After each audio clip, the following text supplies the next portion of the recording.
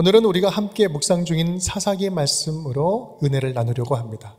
이 사사기는 하나님의 뜻에 순응하면서 살기보다 자기의 방식대로 분주하게 살아가면서 반복적으로 죄악에 빠져서 살아가는 이스라엘의 백성들의 모습을 보여줍니다.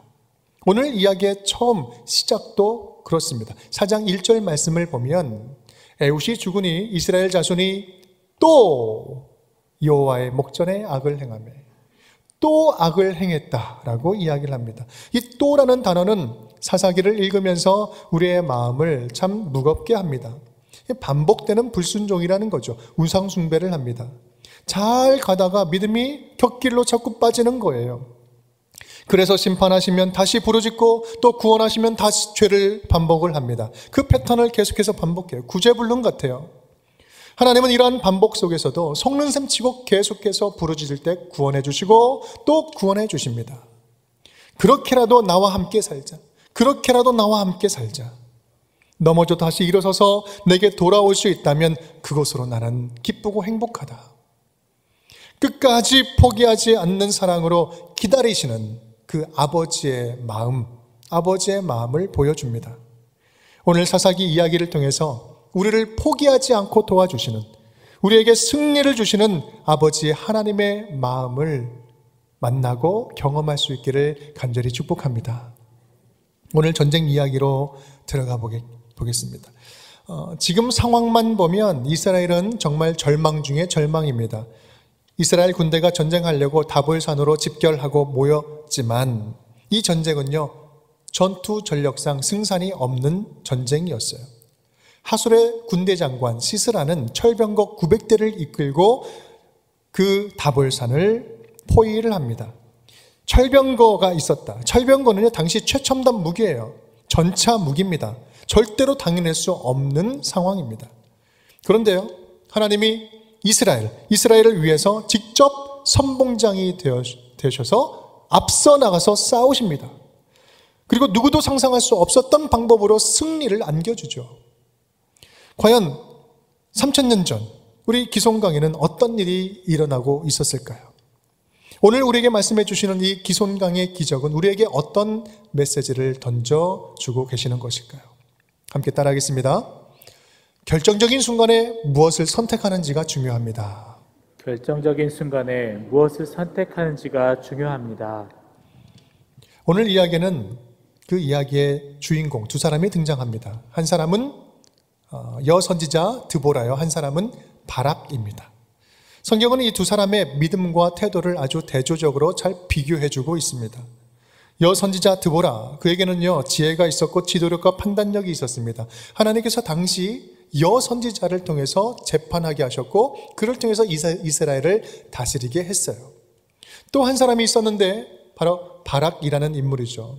이 바락은 이스라엘 군대의 군대 장관이었습니다.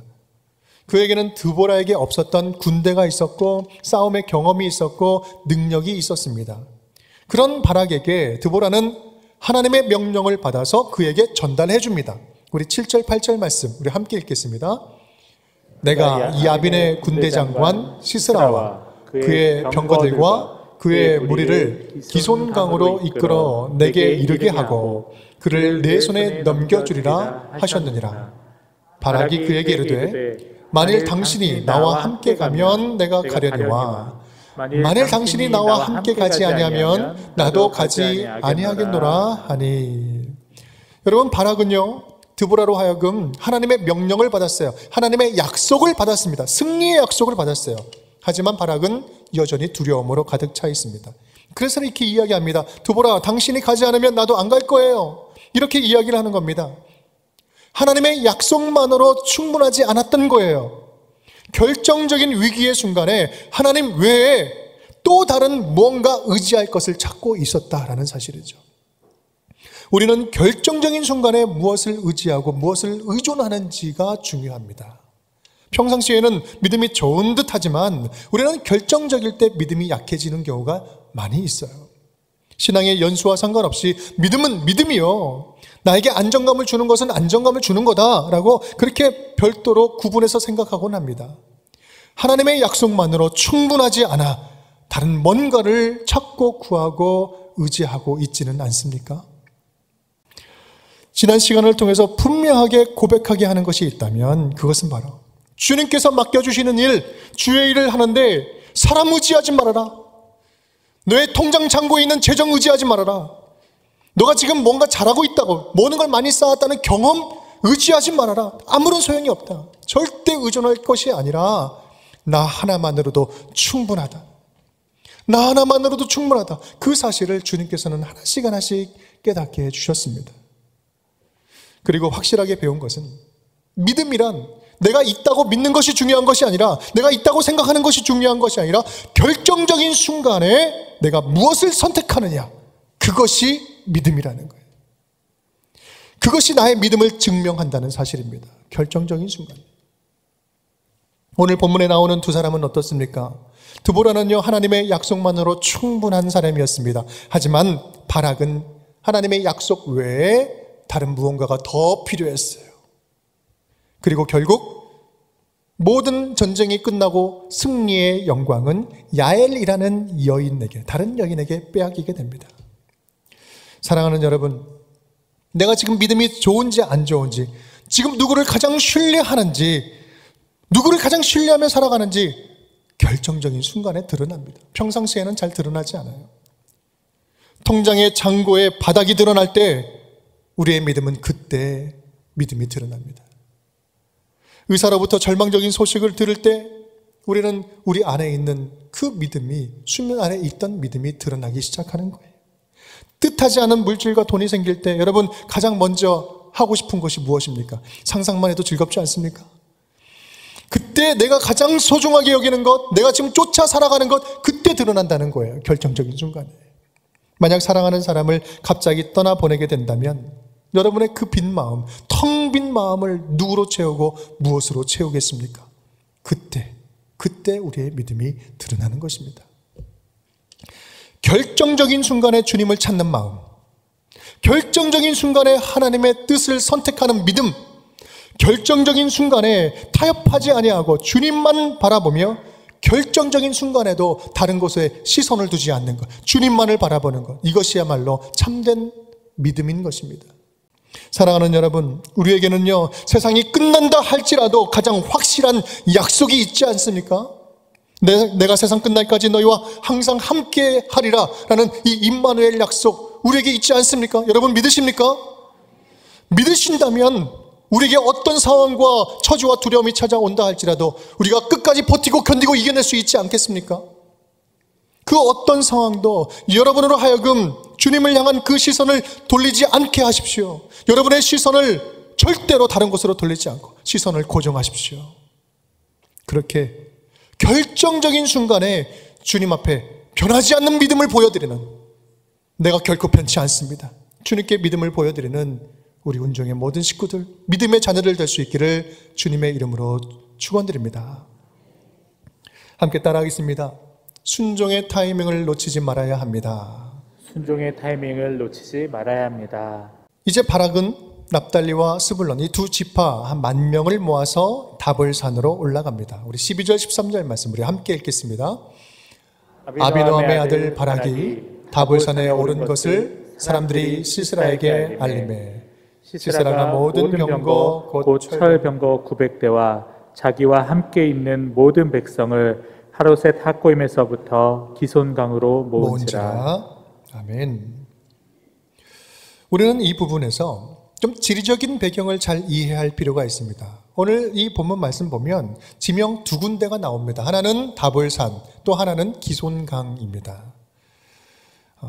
지금 이스라엘이 모여 있는 곳이 어디라고요? 다볼산이라는 곳이었어요. 모든 무기를 총동원하여서 그 다볼산을 포위합니다. 당시 철병거는 평지에서는 어떤 무기도 대적할 수 없는 아주 강력한 전차 무기였습니다. 막강한 시스라의 군대는 이제 기손강, 다볼산 밑에 총 집결을 하죠. 이기는 것은요, 시간 문제였습니다. 그런데 그때 바로 드보라가 바락에게 외칩니다. 우리 14절 밑줄 친 부분과 함께 읽겠습니다. 일어나라, 이는 여호와께서 시스라를 네 손에 넘겨주신 날이라. 여호와께서 너의 앞서 나가지 아니하시느냐. 일어나라, 일어나라. 여호와께서 시스라를 내 손에 넘겨준 날, 이제 때가 됐다. 오늘이 바로 그날이다. Today is the day. 이제 하나님의 때가 되었으니 목숨을 걸고 이제 담대하게 내려가라 라고 이야기하는 겁니다. 여러분, 이 상황만 보면 지금 내려가면 100% 지는 거예요. 아니 200% 완전히 패배하는 것입니다. 그때 그들에게 필요한 건 단 하나뿐입니다. 바로 죽으면 죽으리라 그 약속 믿고 내려가는 거예요. 즉각 순종하는 거예요. 다른 선택이 없어요. 모리아산에서 이삭을 향해서 칼을 빼대었던 우리 아브라함처럼 여호와 이래 하나님께서 준비하신 줄 믿습니다. 무엇인지 모르지만 주님께서 준비하신 줄 분명히 믿습니다. 목숨 걸고 내려가는 거예요. 지체하지 않고 순종하는 거예요. 즉각 순종하는 거예요. 하나님은 그들에게 기송강의 기적을 준비하셨습니다. 일종의 유인작전이었어요. 승리의 비결은 바로 기송강에 있었습니다. 기송강은 와디였어요. 와디. 여러분, 와디라는 말 들어보셨나요? 와디는 건기와 우기가 분명한 이스라엘의 그 문화를 이해하는데 아주 중요합니다. 와디는 간헐천이라고 이야기하죠. 간헐하천, 건곡이라고도 말합니다. 드라이밸리. 사막에 있으면서 평소에는 물이 흐르지 않다가 건기에는 물이 흐르지 않고 사람들이 다닐 수 있는 평지인데 우기가 되면 강으로 변하는 곳이에요. 시스라가 철병거를 이끌고 이곳까지 지금 문제없이 왔습니다. 문제없이 이곳에 왔다는 것은 그때가 결코 비가 올 수 없는 건기 중에 건기였다라는 말씀입니다. 그런데 바짝 마른 이 건기에 그때 하나님이 기송강에 물을 담기 시작하십니다. 물을 내리기 시작하시는 거예요. 마른 하늘이 갑자기 어두워지고 구름이 끼더니 하늘에서 폭우가 내리기 시작합니다. 물이 갑자기 차오르고 땅이 진흙으로 변하고 질퍽거리기 시작하는 거예요. 무거운 철병거가 진흙에 빠져서 옴싹달싹 할 수 없게 되는 것입니다. 여러분, 혹시 갯벌에 가신 기억 나십니까? 갯벌. 썰물로 쭉 물 빠지고 나서 이제 갯벌에 쭉 나가면 이것도 저것도 잡잖아요. 이제 밀물대가 되어서 물이 쑥 들어올 때 갯벌의 모습은 그대로입니다. 땅의 모습이 보여. 그런데 땅 속으로부터 물기가 점점 차오르기 시작해요. 조금씩 질퍽해집니다. 걷기가 힘들어져요. 갯벌은 그래서 위험합니다. 물이 들어오는 곳을 뻔히 보면서도 빨리 걷지 못해서 큰 위험에 빠지곤 합니다. 바로 오늘 기송강이 그렇게 되었습니다. 딱딱했던 땅이 기적이 흐르는 강물로 변화된 것입니다. 우리 5장은요, 그때를 이렇게 회상하면서 노래를 부릅니다. 여호와여, 주께서 세일에서부터 나오시고 에돔 들에서부터 진행하실 때 땅이 진동하고 하늘이 물을 내리고 구름도 물을 내렸나이다. 21절, 기송강은 그 무리를 표류시켰으니. 기송강은 그 무리를 완전히 표류시켰다. 물에 잠긴 철병거는 아무런 쓸모없는 고철로 변하고 중무장한 그들의 갑옷은요, 죽음의 복장이 되었습니다. 수의가 되었어요. 누가 알았겠습니까? 그때 그 시간에, 그때 그 건기에 비가 오고 물이 채워질지 어떻게 알았겠어요? 하나님의 완벽한 유인작전이었던 것입니다. 5장을 보면 재미있는 표현이 나옵니다. 우리 20절 말씀. 별들이 하늘에서부터 싸우되 그들이 다니는 길에서 시스라와 싸웠도다. 별들이 하늘에서 싸우고 있다. 지금 이 땅에서는요, 드보라와 바락이 시스라와 열심히 싸우고 있지만 하늘에서는 누가 싸웠다? 하나님께서 바알을 무찌르고 계셨던 거예요. 당시 가나안의 비의 신은 누굽니까? 풍요의 신 바알 아닙니까? 건기의 폭우, 건기에 비가 내린다는 것은 모든 민족들, 그곳에 사는 모든 민족들에게 던지는 강력한 메시지가 있었던 거예요. 너희가 밟고 있는 이 땅의 참 신이 누군지 아느냐? 너희는 바알이 진짜 신이라고 섬기지만 아니다. 천지 만물을 주관하는 진정한 신은 바로 나 여호와 하나님이다. 이것은 단순한 구원 사건을 넘어서 열방에 하나님께서 통치하신다, 하나님의 나라를 통치하고 선포하는 내용이었던 것입니다. 여러분 지금 눈앞에 지금 무엇이 보이십니까? 지금 여러분 눈앞에, 여러분 삶의 앞에 뭐가 놓여 있습니까? 혹시 철병거가 가로막고 있지는 않습니까? 답답함이 있고 막막함이 있고 갑갑한 현실이 눈앞을 가로막고 있습니까? 하나님은 이 막막한 현실 앞에 서 있는 우리들에게 큰 소리로 외치고 계시는 거예요. 시편 46편 10절 말씀 함께 읽겠습니다. 너희는 가만히 있어 내가 하나님됨을 알지어다. 내가 문나라 백성 중에서 높임을 받으리라. 내가 세계 중에서 높임을 받으리라. 너희는 가만히 있으라, 가만히 있으라. 이 일이 나를 영광 올려드리는 일이 될 것이다. 내가 하나님됨을 알게 할 것이다. 여러분, 주님께서 마음에 감동을 주시고 강권적으로 인도해 가실 때 우리가 할 일이 있다면 단 하나입니다. 지체하지 않고 순종하는 거예요. 즉각 순종하는 거예요. 지금 정상아, 누군가를 위해서 좀 도와줘라 라고 그런 하나님의 마음에 감동을 주실 때, 네, 알겠습니다. 내가 잘 준비해가지고 체계적으로 준비하고 더 탄탄히 준비해서 뭔가를 더 하겠습니다. 그렇게 좀 미루면요, 절대로 할 수 없는 거 아시죠? 미루는 순간 그때부터는 할 수 없게 됩니다. 우리 하나님은 멀리 계시는 추상적인 하나님이 결코 아닙니다. 오늘 이곳에 저와 여러분과 함께 살아 숨쉬고 계신 하나님인 줄 믿습니다. 사랑하는 여러분, 순종의 타이밍을 놓치지 맙시다. 순종의 타이밍을 놓치지 맙시다. 그 하나님이 원하시는 타이밍에 하나님께서는요, 오늘과 같은 기적의 순간들을 예비하신 줄 믿습니다. 그리하여 생동감 넘치는 하나님의 기적을 매일매일 경험하며 살아가는 저와 여러분, 우리 운정의 모든 가족 식구들이 되기를 주님의 이름으로 축복합니다. 함께 따라하겠습니다. 끝까지 동행해야 합니다. 끝까지 동행해야 합니다. 전쟁이 드디어 시작되었습니다. 바락과 함께한 이스라엘 군대는 앞장서서 나아가시는 하나님 뒤를 따라갑니다. 우리 15절 말씀이죠. 함께 읽겠습니다. 여호와께서 바락 앞에서 시스라와 그의 모든 병거와 그의 온 군대를 칼날로 혼란에 빠지게 하시매 시스라가 병거에서 내려 걸어서 도망한지라. 아멘. 여호와께서 이 바락 앞에서 가신다. 앞서서 나아가십니다.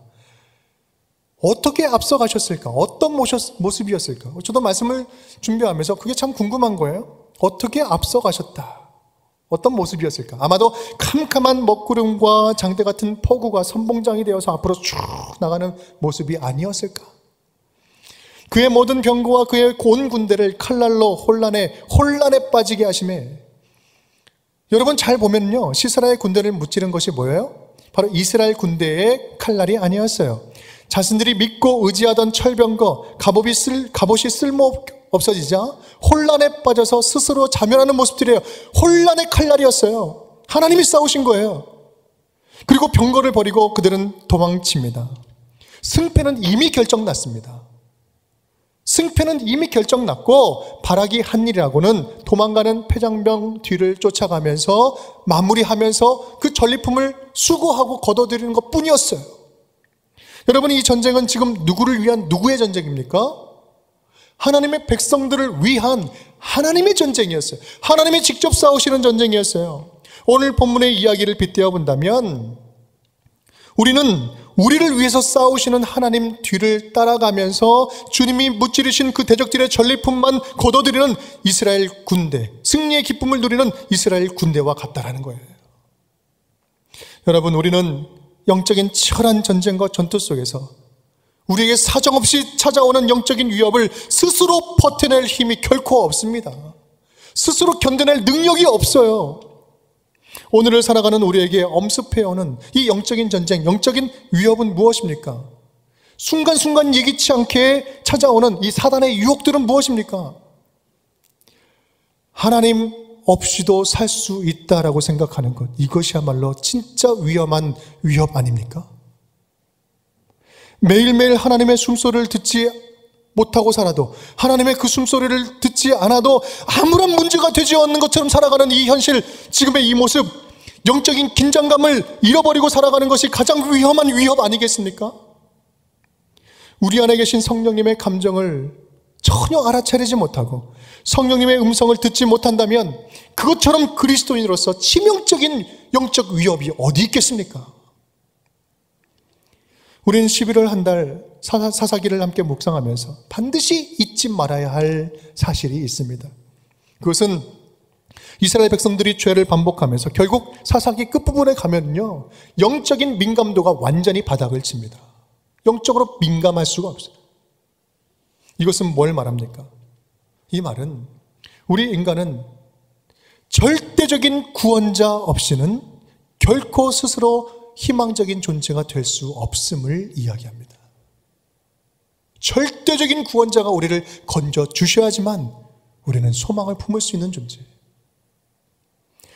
우리에게 있어서 반복적인 죄된 습관과 악순환의 고리를 끊을 수 있는 절대적인 구원자가 누굽니까? 바로 예수 그리스도. 우리 주 예수 그리스도. 우리 예수님께서는 우리의 그 반복되고 끊을 수 없는 죄악의 고리를 끊기 위해서 이 땅에 오셨어요. 로마서 4장 25절 말씀 함께 읽겠습니다. 예수는 우리가 범죄한 것 때문에 내줌이 되고 또한 우리를 의롭다 하시기 위하여 살아나셨느니라. 아멘. 우리 스스로 결코 해결할 수 없는 죄와 죽음의 문제를 예수께서 십자가에서 죽으시고 다시 부활하심으로 말미암아 부활의 승리로 죽었던 우리를 생명이 있는 곳으로 다시 옮겨주셨어요. 할렐루야. 우리가 반복적으로 찾아오는 이 여러 시련과 좌절들, 두려움의 이 유혹 앞에서 승리하며 살아갈 수 있는 유일한 길은 십자가에서 죽으시고 부활 승리하신 예수 그리스도를 우리의 삶의 주인으로 모시고 주님이 가시는 그곳에 우리는 따라가는 것이고 동행하는 것이고 주님과 함께 가는 것입니다. 예수님과 함께 가는 그 방법밖에 없어요. 마치 이스라엘 군대가 선봉장이 되시는 하나님을 뒤따라가면서 승리의 기쁨을 거두면서 뒤쫓아갔던 것처럼 말입니다. 우리는 예수님을 쫓아가야지만 승리의 기쁨을 누릴 수 있는 겁니다. 그래서 우리가 오늘 집중해야 할 일은 싸움 연습이 아니라 주님과 붙어있는 연습입니다.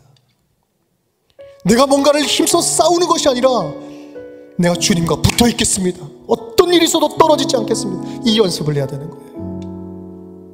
사랑하는 여러분, 오늘 우리에게 들려주시는 이 기손강의 기적은 단순한 기적 이야기가 아닙니다. 잃어버린 하나님과의 친밀함을 회복하자는 말씀이에요. 잃어버린 하나님과의 친밀함을 회복하자는 말씀이에요.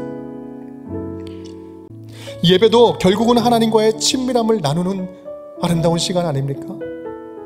기도도 하나님과의 친밀함을 쌓는 시간이에요. 여러분, 주님과 더 가까워지려고 하는 그런 간절한 사모함이 없으면 1분 1초도 할 수 없는 것이 기도예요. 묵상도 무엇입니까? 하나님과 친밀함을 나누는 그런 과정입니다. 하나님의 음성을 듣는 것, 이것도 친해야 들을 수 있는 거예요. 가까워야 들을 수 있는 거예요. 우리가 순종하는 것, 이것도 친해야 순종할 수 있어요. 믿음이 좋다는 것도 결국은 하나님과 친하다는 거. 여러분 생각해 보십시오. 우리가 지금 우리 교회에서 이야기하는 모든 크리스찬의 삶의 방식들, 예배, 순종, 섬김, 나눔, 봉사, 모든 것들을 다 들어보십시오. 하나님과 친하면 끝나는 거예요. 모든 것이 다 가능해지는 거예요. 여러분, 그래서 제가 할 일은 무엇일까요? 저는 여러분으로 하여금 하나님과 친밀한 성도가 되도록 돕는 역할을 하는 것입니다. 그게 제 목회의 본질이고 제가 할 일입니다. 저는 그 일을 하다가 주님 부르시면 갈 거예요. 사랑하는 여러분, 오늘도 하늘에서 우리를 위해서 열심히 싸우고 계시는 하나님을 절대적으로 신뢰할 수 있기를 바랍니다. 그 하나님과 친밀함이 다시 회복될 수 있기를 간절히 축복합니다. 주님의 음성과 숨소리를 듣고 반응하는 그 영적인 민감함이 다시 회복될 수 있기를 간절히 축복합니다. 그렇게 하나님과 친밀하게 동행하는 자녀들에게 21세기 이 현대판 기손간의 기적을 우리의 삶의 곳곳마다 펼쳐주실 줄을 믿습니다. 그렇게 하나님과의 친밀함으로 견고한 믿음을 쌓아 올리는 11월의 아름다운 계절, 믿음이 성숙한 아름다운 계절이 다 될 수 있기를 주님의 이름으로 축복합니다.